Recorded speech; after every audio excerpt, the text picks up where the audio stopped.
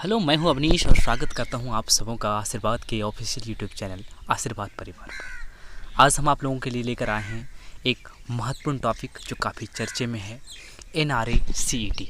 जी हाँ, आपने इसका नाम तो ज़रूर सुना होगा। आज हम इसके बारे में कई महत्वपूर्ण बिंदुओं पर चर्चा करेंगे। ये जो है प्रीलिम्स के लिए एक एग्ज़ाम है, राष्ट्रीय भर्ती एजेंसी यानी नेशनल रिक्रूटमेंट एजेंसी NRA, जो कि सामान्य योग्यताएँ परीक्षा होंगी। मेंस के लिए राष्ट्रीय भर्ती एजेंसी संबंधित मुख्य विशेषताएं, इसका महत्व और आवश्यकता, इस पर हम चर्चा करेंगे। चर्चे में क्यों है तो भारत के प्रधानमंत्री नरेंद्र मोदी की अध्यक्षता में केंद्रीय मंत्रिमंडल ने केंद्र सरकार की सरकारी नौकरियों के लिए भर्ती प्रक्रिया में परिवर्तनकारी सुधार लाने हेतु राष्ट्रीय भर्ती एजेंसी यानी नेशनल रिक्रूटमेंट एजेंसी NRA के गठन को मंजूरी दे दी है। इसके प्रमुख बिंदुओं को अगर हम लोग चर्चा करें तो हम लोग देखते हैं कि इस नई व्यवस्था के अनुसार सरकारी नौकरी के इच्छुक सभी अभ्यर्थी राष्ट्रीय भर्ती एजेंसी द्वारा आयोजित एक सामान्य योग्यता परीक्षा यानी कॉमन एलिजिबिलिटी टेस्ट CET में केवल एक बार हिस्सा लेंगे, जिसके बाद वे सामान्य योग्यता परीक्षा यानी CET के अंकों के आधार पर उच्च स्तर के परीक्षा के लिए किसी भी भर्ती एजेंसियों में आवेदन कर सकते हैं। जी हाँ, यानी आप CET का अगर एग्ज़ाम देते हैं, उसमें जो आपको अंक मिलता है, उसमें जो नंबर मिलता है, उसके आधार पर किसी भी भर्ती परीक्षा में आप जो है वो पार्टिसिपेट कर सकते हैं, उसमें आप भाग ले सकते हैं। आगे है कि राष्ट्रीय भर्ती एजेंसी एक बहु एजेंसी निकाय होगी, जिसे शासी निकाय में रेलवे मंत्रालय, वित्त मंत्रालय, वित्तीय सेवा विभाग, SSC, RRB तथा IBPS के प्रतिनिधि शामिल होंगे। ठीक है, एक विशेषज्ञ निकाय के रूप में राष्ट्रीय भर्ती एजेंसी केंद्र सरकार की भर्ती प्रक्रिया में अत्याधुनिक प्रौद्योगिकी और सर्वोत्तम प्रक्रियाओं का पालन करेगी। इसके मुख्य विशेषताओं को अगर हम लोग देखें तो कि सामान्य योग्यता CET जो है वो 3 स्तर में विभाजित है, 3 स्तर में आयोजित की जाएगी। स्नातक, उच्च माध्यमिक यानी 12वीं, मैट्रिक यानी 10वीं जो ये उत्तीर्ण हैं उनके लिए CET एग्ज़ाम आयोजित की जाएगी। SSC, RRB तथा IBPS जैसी एजेंसी यथावत बनी रहेगी।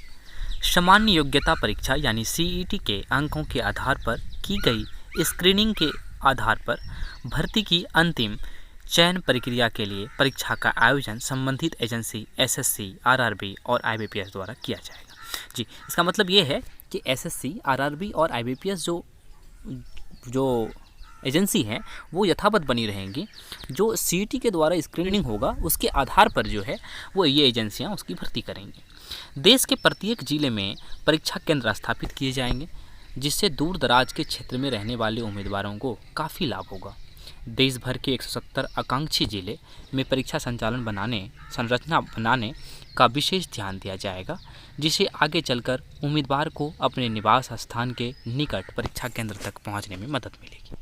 उम्मीदवारों द्वारा CET में प्राप्त स्कोर परिणाम घोषित होने के तिथि से 3 वर्ष की अवधि के लिए वैध होगा। सामान्य योग्यता परीक्षा का पाठ्यक्रम सामान्य होने के साथ साथ मानक भी होगा।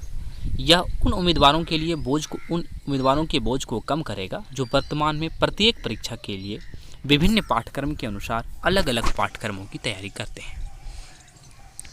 राष्ट्रीय भर्ती एजेंसी के दायरे की अगर हम बात करें तो शुरुआत में राष्ट्रीय भर्ती एजेंसी द्वारा ग्रुप B और ग्रुप C पदों के लिए उम्मीदवारों की शॉर्ट लिस्ट करने हेतु सामान्य योग्यता यानी CET की परीक्षा का आयोजन किया जाएगा।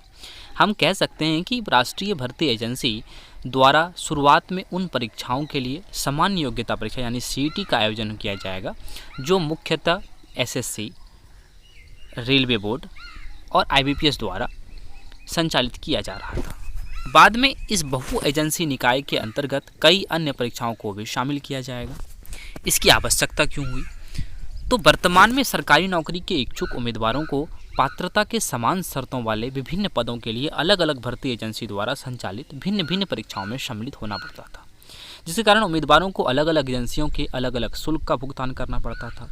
साथ ही उम्मीदवारों को परीक्षा में हिस्सा लेने के लिए लंबी दूरी भी तय करनी होती थी। इससे उम्मीदवारों पर आर्थिक बोझ काफ़ी हद तक बढ़ गया था।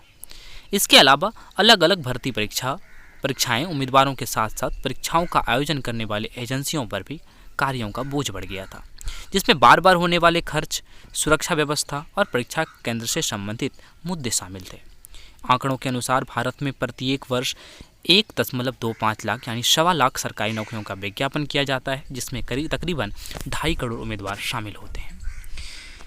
राष्ट्रीय सामान्य योग्यता परीक्षा के माध्यम से उम्मीदवारों के लिए कई परीक्षाओं में उपस्थित होने की परेशानियों को दूर किया जाएगा।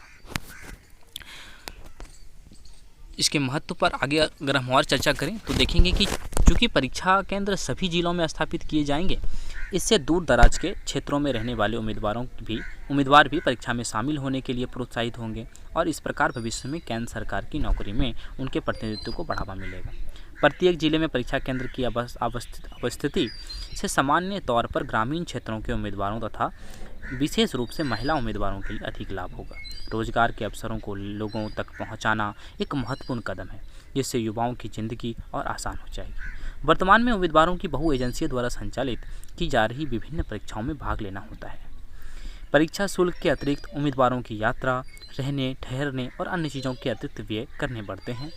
सामान्य योग्यता परीक्षा जैसी एकल परीक्षा से काफ़ी हद तक उम्मीदवारों के लिए वित्तीय बोझ कम हो जाएगा। CET यानी सामान्य योग्यता परीक्षा अनेक भाषाओं में उपलब्ध होंगी। यह देश के विभिन्न हिस्सों में लोगों को परीक्षा में बैठने और चयनित होने के समान अवसर प्राप्त करने के लिए सुविधाजनक बनाया जाएगा। सरकार ने राष्ट्रीय भर्ती एजेंसी यानी NRA के लिए 1517 यानी 1517.57 करोड़ रुपए की स्वीकृति प्रदान की है और इस व्यय को 3 वर्ष की अवधि में खर्च किया जाएगा। इससे परीक्षा के प्रारूप में मानकीकरण स्थापित किया जाएगा।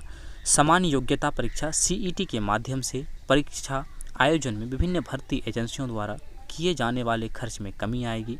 एक अनुमान के अनुसार इसके कार्यान्वयन से लगभग 600 करोड़ रुपए की बचत की उम्मीद है। आशा करते हैं कि आप CET के बारे में बेहतर समझ पाए होंगे।